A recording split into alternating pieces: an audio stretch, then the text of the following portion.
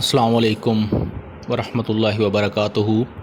Dear students, I am your teacher Dr. Irfan Ali with today's lecture about pre-cooling of horticultural commodities. Students, up till now we have discussed different pre-harvest activities of the horticultural activities which are involved in the maintenance of quality and shelf life.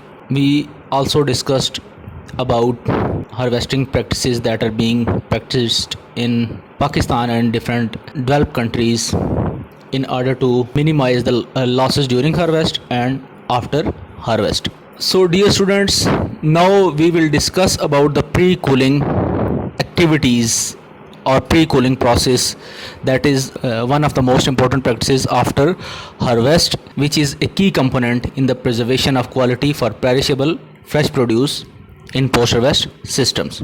Student, it is likely the most important of the operations used in the maintenance of desirable fresh saleable produce.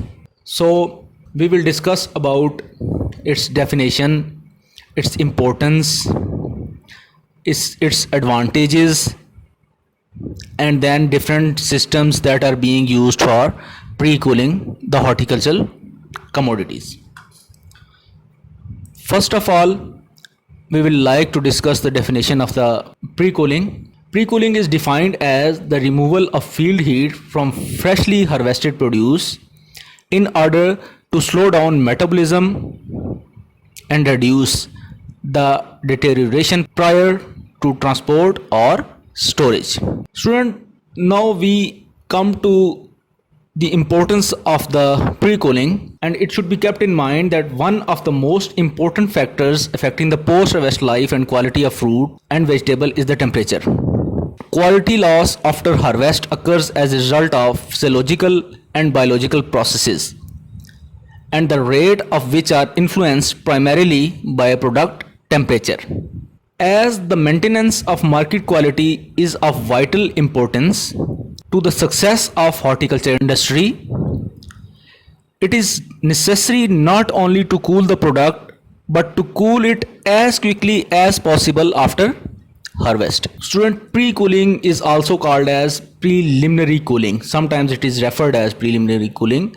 So if this word comes in the literature, please don't confuse. It is the synonym of pre-cooling. It is a vital post-harvest management practice that is required prior to storage, since there is a big difference between the temperature of harvested crop and the storage. The main purpose of pre-cooling is to remove the heat from the crops after they are harvested, whether those are vegetables, fruits, or even flowers. That way, pre-cooling reduces fruit respiration rate and extends crop storage life. Along with that, pre-cooling also inhibits the growth of various microorganisms, thus reducing the possibility of post-harvest diseases. Students, pre-cooling rapidly lowers the temperature of freshly harvested produce and is done immediately following harvest to minimize spoilage. It is the first operation in the cold chain and is essential for the produce as they are perishable in nature, especially the horticultural commodities. Although produce may be pre-cooled in a cold storage facility, pre-cooling differs from cold storage. We will discuss it later on. In cold storage, the temperature is simply maintained at a predetermined low temperature.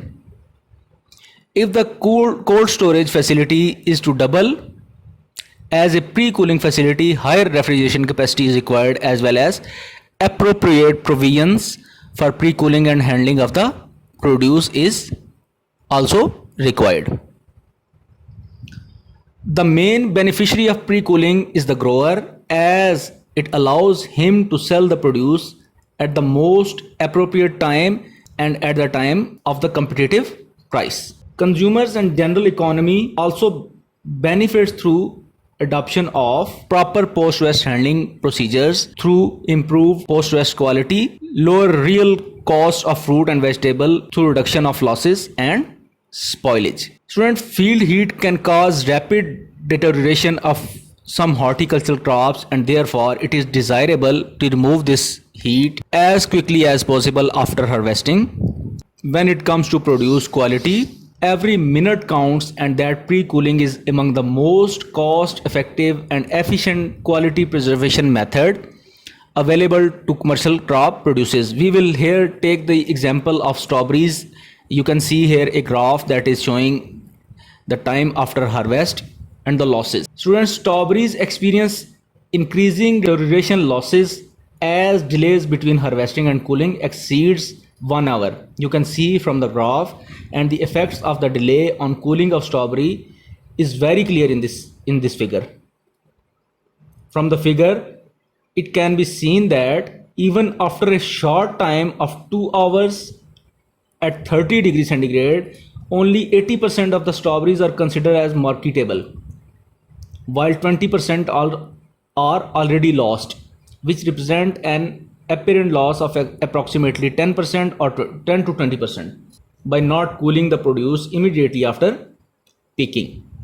Furthermore, dear students, pre-cooling slows down the deterioration and the rotting process by retarding the growth of decayed organisms, and it reduces wilting since transpiration and evaporation occurs more slowly at low temperature. Now, we will discuss the factors that influence the success of pre-cooling.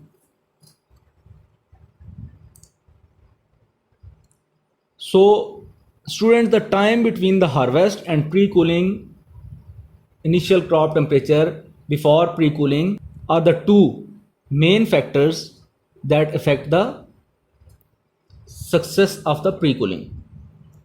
Generally, it is recommended to practice pre-cooling as soon as possible after harvest. Still, some farmers practice pre-cooling after the product is packed. Furthermore, there are some crops that can be successfully stored without pre-cooling. These include cabbage, cauliflower, green banana, guava, mango, papaya, pomegranate, radish, etc. On the other hand, pre-cooling is an extremely valuable farm practice for various berries, stone fruit, peppers, cucumbers, tomatoes, melons, grapes, tangerines, okra, spinach, peas, and beans, etc. Although certain crops can be stored without pre-cooling, farmers aiming towards the best result practice pre-cooling as an integral part of their post-harvest management to increase the shelf life or the storage life and to maintain the quality for the longer period of time. Now students, we will discuss about the temperatures of pre-cooling. Generally, horticultural produce are cooled to their storage temperature. For example, grapes are cooled to 1 to 4 degrees centigrade, potatoes 5 to 9 degrees centigrade, mangoes, tomato, banana, which are tropical fruit, are stored round about 10 degree centigrade. So here are given some tables in which pre-cooling requirements of different fruits and vegetables are given. You can see on the slides. I will explain some of the abbreviations that are being used during the discussion. For example, F stands for forced air cooling, S stands for capital S stands for hydrocooling, I stands for package icing, R stands for room cooling, V for vacuum cooling, N for no pre-cooling needed. These are some of the abbreviations that are used in the tables.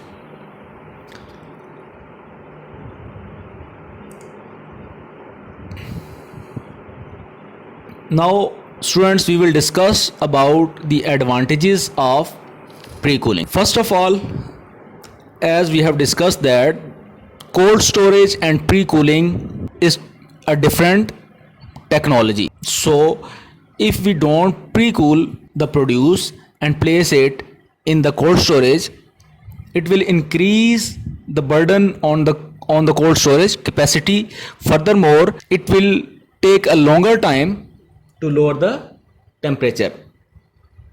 So by adopting the pre-cooling facility will lower the required workload of a cold storage, since optimum storage temperature is reached more quickly in case of pre-cooling. There are certain enzymes in fruits and vegetables which are working after harvest and cause the softening of the fruit and ultimately the water loss.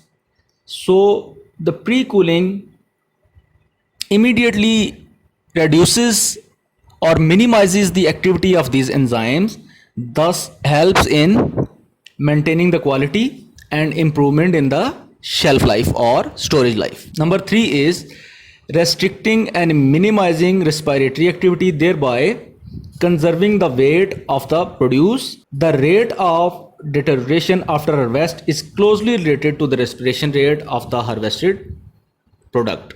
Therefore, the reduction of respiration rate is essential to preserve market quality.